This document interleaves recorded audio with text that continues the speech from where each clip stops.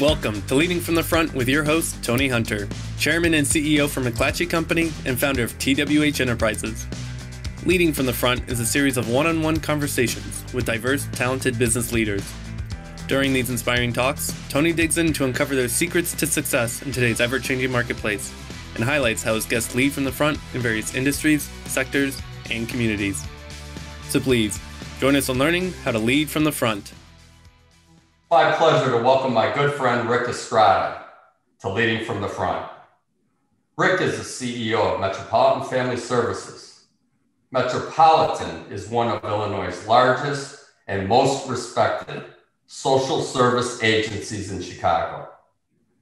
Since 2011, Ric has helped the agency more than triple in revenue and families served. Ric has nearly 3 decades of public service in the city of Chicago. His civic and community involvement is extensive and includes serving as a trustee of the University of Illinois and board chair of the Woods Fund. He's also holding board memberships with the Chicago Council on Global Affairs, A Better Chicago, and the Council on Accreditation. In short, Ric has given his entire career to public service. And Ric, I've been on your board and I've had the pleasure of serving at your pleasure. And I know you are excited to talk about Metropolitan. So welcome to the show. Hey, Tony, it's an absolute pleasure to be here with you. So Ric, I always start with all guests to tell us about your journey and your career and your life. You know, we all have these chapters along the way, and I like to start by having our guests talk about your journey. Yeah, absolutely, Tony. Thank you again, it's a pleasure to be here with you. My journey is relatively simple, so I'll try to keep it that way. Came to this country when I was 7 years old. Not an easy journey, but it's been a true blessing my entire life. It's been nothing but, to use nautical terms, relatively smooth sailing. In spite of, stormy weathers, it's been a really blessing to be around. Here's the critical point. I thought I was going to be an ordained priest. And it was in a jungle in South America that I had this epiphany that I enjoyed the work of mission more than I did the work that entailed in being ordained.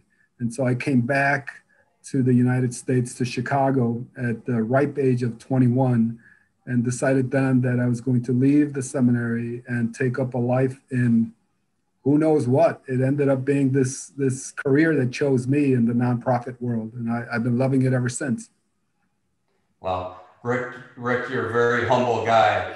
I would say you are one of the hardest working public servants I've worked with. And I know along the way you've had these hiccups. It's never a straight line. But from where I sit, one of your greatest attributes is leadership and your ability to rally people behind the mission of the organizations you've led. So why don't you talk about, in your current role, how do you see leading from the front? How do you express that? And how do you do that on a daily basis at Metropolitan? Yeah. Again, Tony, leading from the front for me is sometimes a challenge, as people who know me know that, because I like the leading from behind sometimes more than I like the leading from the front.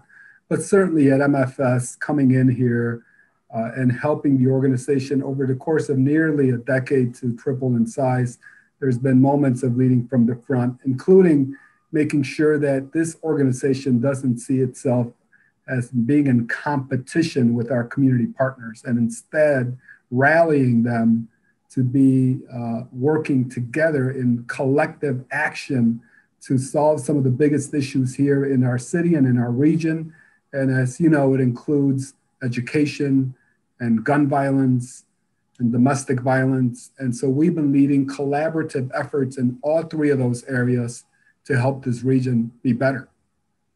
Yeah, I think that's a nice nuance, Ric. When I think of leading from the front, we don't talk about that literally.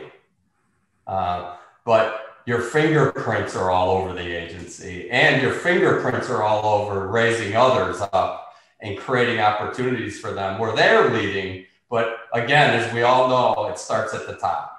So again, I think you're right. It's not a literal interpretation of leading from the front. But your fingerprints have to be all over the mission and vision for the organization. I've watched that happen. Can you talk a little bit about Metropolitan? Why don't you hit on the 4 E's? You know, I like that way you describe what Metropolitan does. Can you do that for us? Sure. In describing the 4 E's, I should tell you, Tony, that it was an effort to get people like Tony Hunter, our board chairman, and other chairs of our different committees to have an elevator speech about what we do at MFS, because we do so much. We have 68 different programs here. So we decided to bucket them into 4 E's. And for us, we like to say it begins with education. So education is the pillar of our 4 E's, where we're providing early childhood development. And for those folks who don't know what that is, it's childcare and development of the youngest people through Head Start and other programs like that. So the E in education is the core. We have community schools in partnership with Chicago Public Schools that we offer. So that's the first one. The second one is economic stability. And as I think everybody could agree, the easiest way to solve a family's issues is to get them a job, and to not only get them a job, but get them a job that pays a living wage and where they can have dignity. So economic stability is the second one. The third one for us is emotional wellness, and that's counseling, behavioral health, therapy. We are one of the largest providers of mental health services in the region. And so it's a core to everything we do. It's in our DNA. And the last one is more of an all-encompassing word. It is empowerment. It's part of our tagline. Here's where we bucket our historic legal aid services, the second oldest legal aid clinic in the country, by the way. And then our violence reduction programs are all bucketed into that area. So those are our 4 E's. And we ask our board, all you need to do is remember one and tell people why you're passionate about it. Well, that is why I'm so proud of being a board member and working with you, is that your Metropolitan has this umbrella of services, because as we all know, families and issues within families are multifaceted and require this umbrella of services. And it's what makes Metropolitan unique, but also difficult to describe. So I love the 4 E's. Ric, we all know the pandemic has caused havoc across all sectors, including yours, the social service agency sector. Why don't you talk a little bit about what you've had to do during this crisis, and how you as a leader have stepped forward to navigate what's been a very difficult year? Yeah, Tony, navigating through this pandemic has been a learning experience for us. It's also been an opportunity to really lead in different ways. But I have 2 data points for you to share here. We had a board meeting today, and we talked about our response to the pandemic. And my colleague, who is executive director of our Nord Center, spoke about everything that we're doing in the pandemic. So just to give you a couple of examples, we have become a leader in hosting vaccination sites. We have been a leader in testing before the vaccinations. We have provided rental support. We provided support for food and for other necessities at home. And so this executive director was just talking about everything that we're doing. It amounted to nearly $3 million in services that came to Metro, but we put right back out into the community. But I ended up saying to her, that's great, but you need to tell the board that you did this on top of everything that you were already doing in the centers. This is not just what you're doing now. This is on top of everything. And she really reflected on that and said, wow, we really have done a whole lot here. And we've grown during this pandemic. So we've done the traditional work, added emergency relief services through the COVID, if you will, and we have grown in other core areas. So this pandemic, again, has shown the strength of the leaders of this organization. And it's not me, Tony. It's these people that are leading the organization, that are doing God's work. It's just amazing to watch and be a part of it. Well, I think you mentioned a couple of things: strength, and how strong a foundation Metropolitan has, both financially as well as core competencies, but also agility. And when things like a crisis occur, you really find out how agile your organization is and your people are. And I think what you just described is, you would never think that that could happen when you've tripled the number of families served, right? And on top of that, the things you just mentioned that you provided to the community when the need was exponentially higher during the pandemic. So that's one. And then the other one is, I just want to give you a kudos on, is you had a virtual event for the first time this year during the pandemic. And talk about leading from the front and rising to the occasion. You know, when we first started talking, Rick, we thought, woe is us. And what do you know? That's not the case. So I think that's another example of the strength of Metropolitan. Why don't you talk a little bit about that? Sure, Tony. We have an annual event here that 10 years ago, when you and I partnered up for the first time, we were finally able to get it to net $1 million worth of revenue for Metropolitan. And that was seen as, and it's still seen as, a monumental goal that we shared together. So thank you for that, first and foremost. But the pandemic hit, I quite frankly was nervous and thinking maybe we could hit 500,000 if we're lucky with all of our trusted supporters. I think we could do that, but what do we do about the $500,000 hole in our budget now? And here's the wisdom of teams. Our board executive committee, led by our board chair and the members of the committee, just came together in a way I've not seen in my nearly a decade here, and took ownership of the content of this event, and decided they were going to highlight our core issues, but they were going to be the stories told by our participants, not talking heads like me. And so we shifted our program. We focused on gun violence, which is an important issue going on, not only in the city of Chicago, but violence spiked across the country in every major city. And so we wanted to highlight what's going on to solve this issue of violence. And it was told by our participants. People embraced it. Our donors embraced it. And we ended up breaking every record fundraising wise that we've had. And so again, it's the wisdom of listening to people that are smarter than you. Well, and also this speaks to the notion of, you have to have a leader that believes you can accomplish what it seems impossible. And yes, broke all the records for our first virtual event. But again, you don't do that unless you've built a strong set of supporters and you have great results. But I think that also speaks to leadership and being able to rally the team. And it's one of the greatest moments I've had working with you in a decade, is to see that number broken, the record broken on a virtual event. But it just speaks again to me to leadership and believing that you can do something. So let's talk about the community, because Metropolitan, as you've described it, really has its fingerprints all over the communities you serve. So talk a little bit about how you integrate your services into the community and why you believe that that recipe has been so successful. Tony, Metropolitan is essentially a community-based organization. I think people look at us as the biggest legacy organization in the state. So we're the first chartered nonprofit in the state of Illinois, 1857, for those that keep track of those numbers. So from the outside looking in, we look like this mammoth human service organization.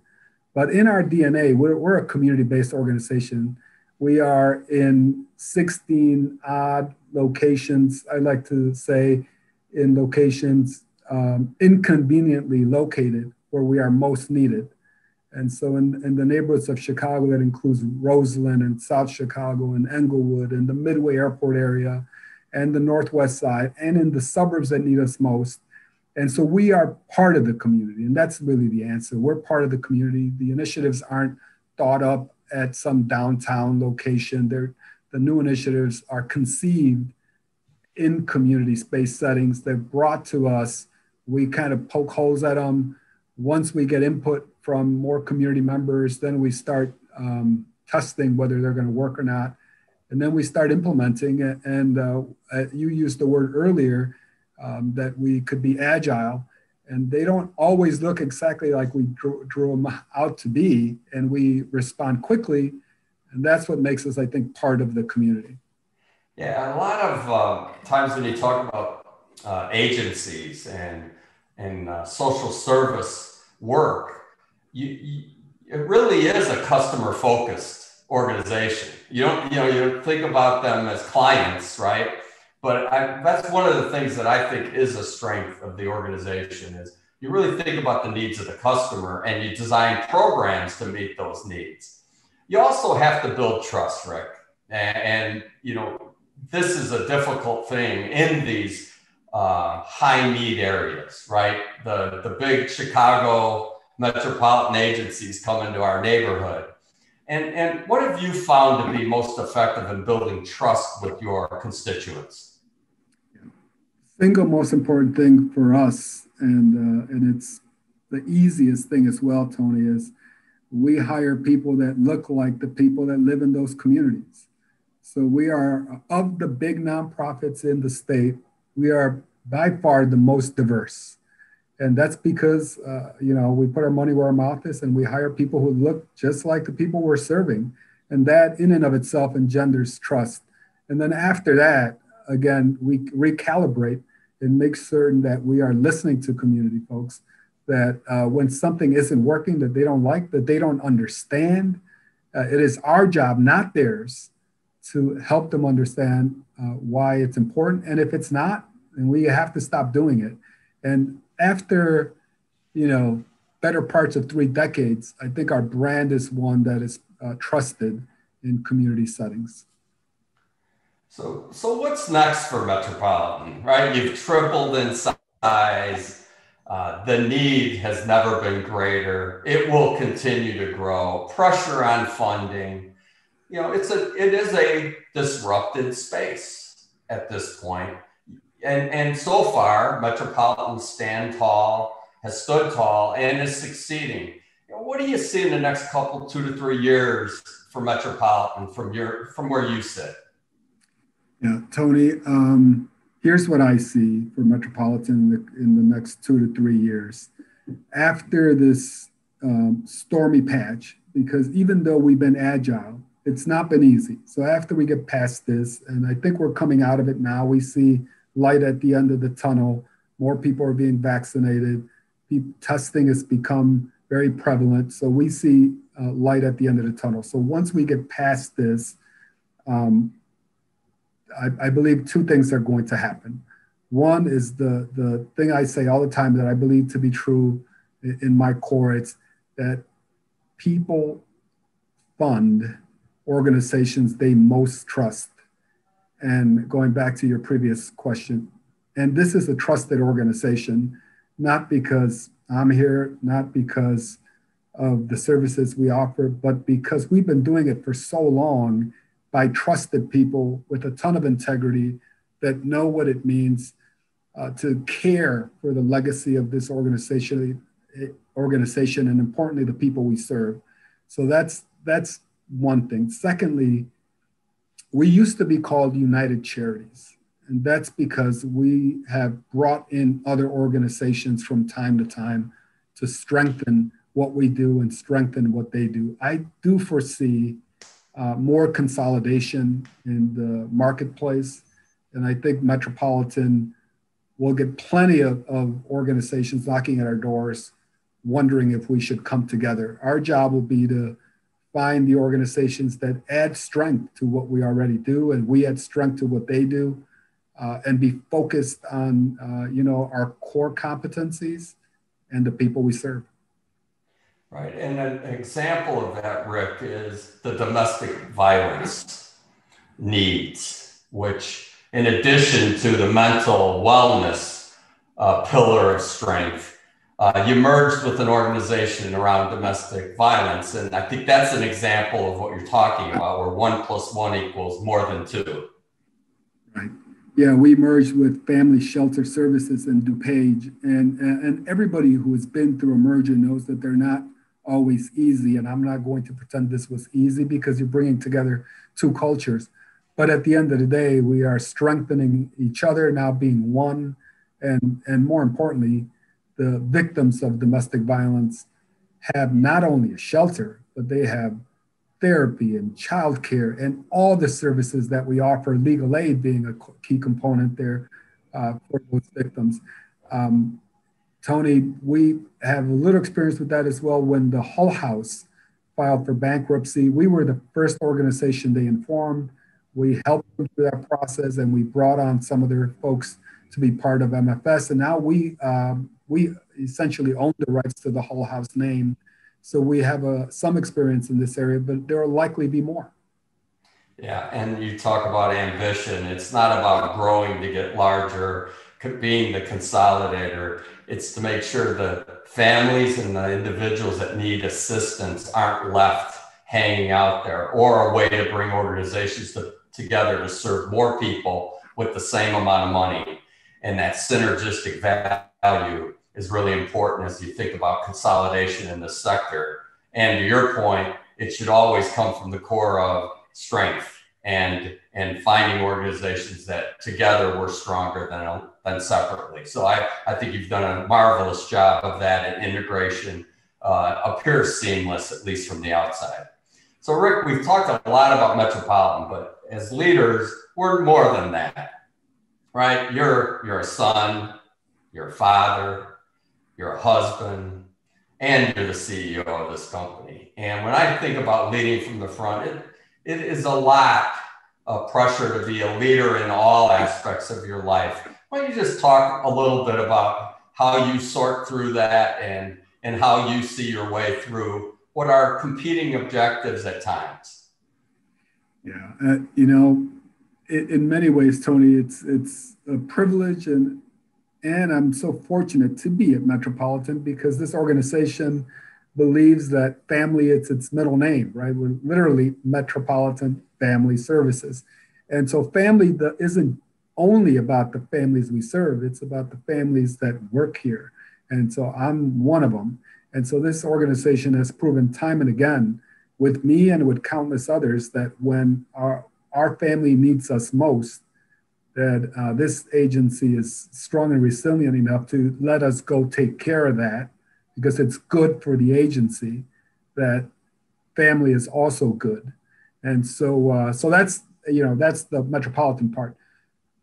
Secondly, I think I need to be as healthy as possible, both at home and at Metropolitan. So I've taken up things like meditation, just to keep my own whatever stress level, at an even kind of keel, if you will. And then I've taken up, I think we all have to take on hobbies that we need to work on just to do what keeps us whole. For me, it's been taking up at the old age of 50, whatever I am, up the bike for the first time, a bicycle, and I'm enjoying that. And I've decided to learn to play the guitar.